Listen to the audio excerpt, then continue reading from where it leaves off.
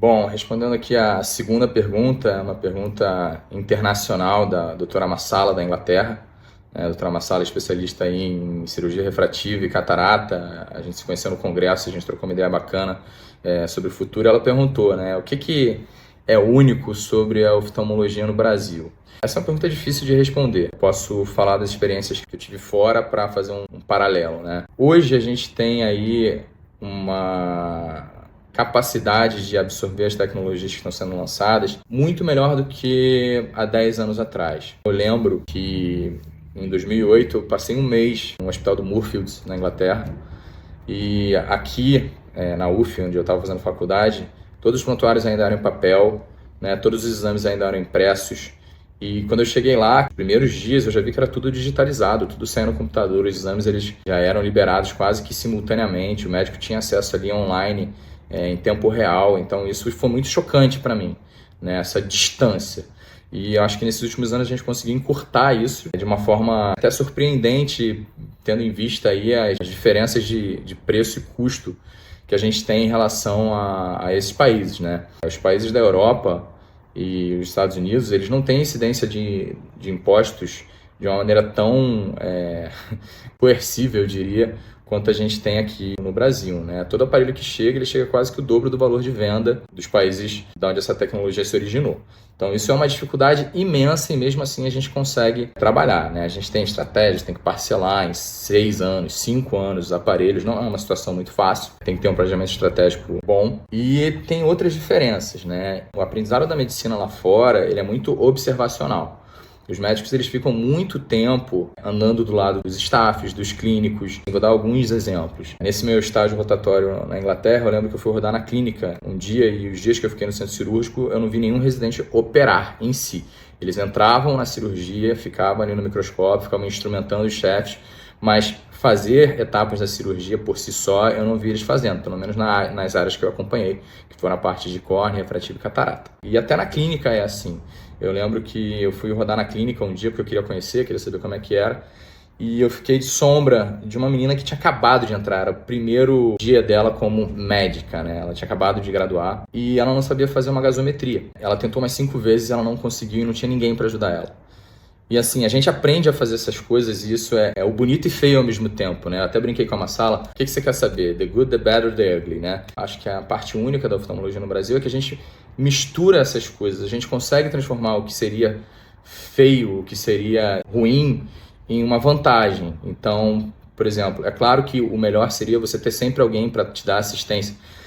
Mas os serviços públicos, onde a gente trabalha, onde a gente faz as residências, a gente não tem uma infraestrutura e um corpo médico adequado para cobrir todos esses espaços. O sistema ele não funciona dessa forma. Então, existem vácuos aí onde você precisa tratar do paciente e aí você... É quase que uma medicina de guerra, No Hospital dos Servidores existe uma piada que nem sempre... Eu não acho que ela seja cabível, É que você olhou uma vez...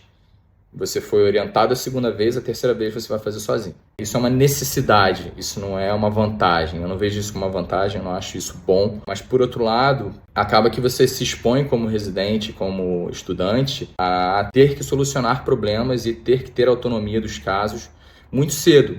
Então, isso é uma vantagem para a gente, isso é uma coisa que eu acho única no Brasil. Isso se repetiu nos outros lugares onde eu fui. Em Barcelona, o meu estágio foi um estágio de pesquisa clínica, e eu entrava no centro cirúrgico e basicamente a mesma coisa que eu fazia, o menino que estava fazendo o estágio cirúrgico, estava fazendo a especialidade cirúrgica dele, era o que ele fazia também. Ele não entrava nas cirurgias de catarata, ele não entrava nas cirurgias de transplante, ele não fez uma cirurgia no período que eu estava lá. E não é assim que funciona aqui. Aqui a gente realmente assume os casos, quem conduz o caso é o médico, é o residente, o paciente é seu. Então eu acho isso uma filosofia de ensino que realmente reflete o que vai ser no mundo real. Então isso acelera um pouco esse aprendizado, é traumático, eu não vou falar que não é. Tem vezes que você se sente desamparado e a gente conversa isso com os residentes, particularmente no hospital onde a gente trabalha, em São Gonçalo, isso não acontece. A gente tem suporte o tempo inteiro com os médicos, mas como é cultural do nosso país, a gente acaba liberando mais cedo os médicos para fazerem as cirurgias sozinhos, para operarem sozinhos, E eu acho que isso é bastante diferente, Em Singapura também foi a mesma coisa. Teve um um rapaz lá, que eu lembro dele, ele já tinha feito a residência toda, que foram 7 anos. A nossa residência aqui no Brasil tem 3 anos. E aí ele tinha feito uma pós-graduação na Inglaterra. Ele saiu da Singapura, foi para a Inglaterra, ficou lá 1 ano. E aí ele voltou como staff da córnea, né, para fazer transplante. E ele, na verdade, ele não operava sozinho. Ele estava sempre com um dos chefes. Ele foi fazer a primeira cirurgia dele, já estava lá 8 meses. Isso o cara já com 43 anos. Então, assim, eu vejo que existe uma ansiedade muito grande no residente do Brasil aqui, de querer fazer tudo, de querer sair operando. Ah, não, terminei minha residência, agora eu vou abrir minha clínica, vou ter meus pacientes e vou operar minhas cataratas e eu vou ser bem sucedido, vou ser rico. E não funciona assim. Você vê que lá fora as coisas são muito mais devagar, muito mais vagarosas. E a residência te ensina a fazer um procedimento tecnicamente aceitável, com resultados tecnicamente aceitáveis, que entregam uma visão funcional para o paciente.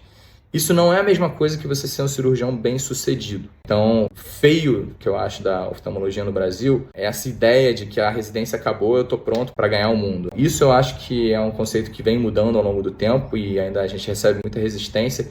E é compreensível, né? A carreira da medicina é uma carreira muito difícil no sentido de você chegar no ponto onde você consegue converter todos os seus anos de estudo em sucesso, em retorno financeiro. A pessoa já estudou 6 anos na faculdade, já estudou 3 anos na residência.